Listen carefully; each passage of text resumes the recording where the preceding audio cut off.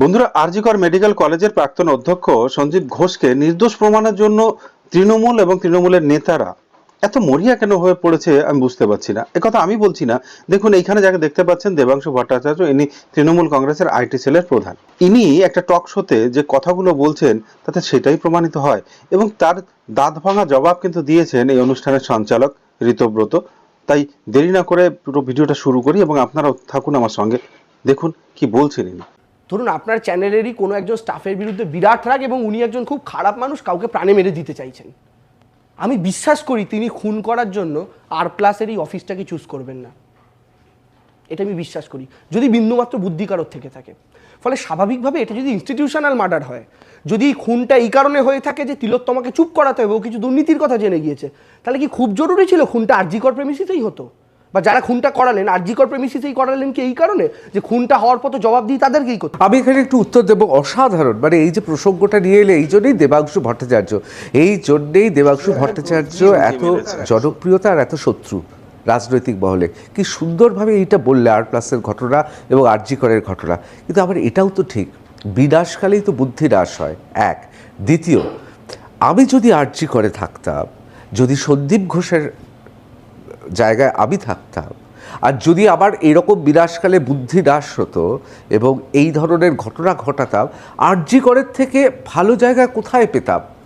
যেখানে নিজস্ব ফরেন্সিক এক্সপার্টদের ডেকে এনে মৃত্যুর পর তথ্য প্রমাণ লোপ করতাম, দেহরস রক্ত বোঝার জন্য রাসায়নিক পদার্থ পেয়ে যেতাম আরজি করে। আমি ইচ্ছে হলে সিলিকা দিয়ে সেই সমস্ত রাসায়নিক পদার্থগুলোকে মুছে ফেলার জন্য একটা দেওয়ালও ভেঙে দিতে পারতাম। এই সুযোগটা তো ডক্টর সন্দীপ ঘোষরা আরজি করে পেয়েছেন। সকালবেলা দেখলেন না, তার আইনজীবী থেকে শুরু করে দূর দূরান্ত থেকে তার যারা ওয়েল উইশার তারা সবাই চলে এসেছে।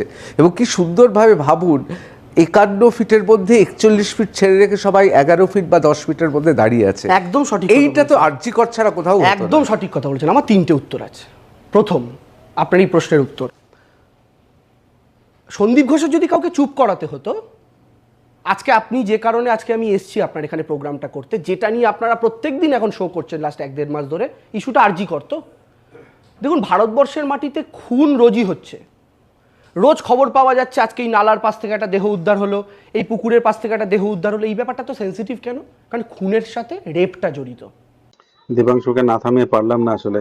দেবাংশু, এই কেসটা এত সেন্সিটিভ এই কারণের জন্য, কারণ হচ্ছে এইখানে যারা ধর্ষক, যারা অপরাধী, তাদেরকে বাঁচানোর চেষ্টা করছে শাসক, প্রমাণ লোপারের চেষ্টা করেছে পুলিশ প্রশাসন। চলো পুরোটাই শুনি। এই কারণে ব্যাপারটা তো আরো সেন্সিটিভ হয়ে গিয়েছে। আচ্ছা, কারোর যদি কাউকে চুপ করানোর হবে, শুধু চুপ করানোটা উদ্দেশ্য হবে, হোয়াই দিস রেপ? রেপ করে যেচে মিডিয়াকে ইনভাইট করা, গোটা সমাজকে মাঠে নামতে বাধ্য করা, এই বোকামিটা কেউ করবেন? নাম্বার 1।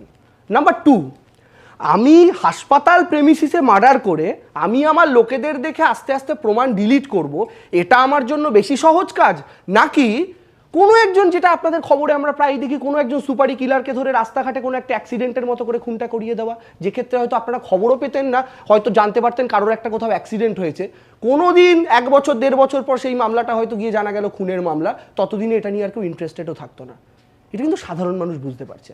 আমার বক্তব্যের জায়গায় দেখুন, সন্দীপ ঘোষ একজন ডাকাত, সন্দীপ ঘোষ একজন চোর, এবং উনি আরজি কর প্রেমিসিসে এমন অনেক কাজ করেছেন যেগুলো অনৈতিক।